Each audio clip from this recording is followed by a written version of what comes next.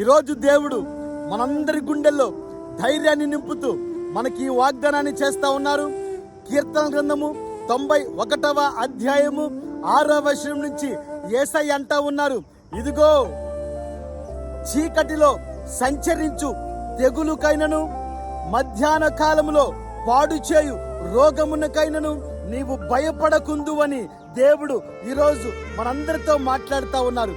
మన పక్కన 1000 మంది కూలినా, కుడి పక్కన 10,000 మంది కూలినా ఏ అపాయము మన మీదకి రాదు, ఏ తెగులు మన మీద విజయం పొందదని యేసయ్య ఈరోజు మనందరి గుండెలతో మాట్లాడుతున్నారు. కనుక ఈ వాగ్దానమును పట్టుకొని మోకరించు, ప్రార్థించు.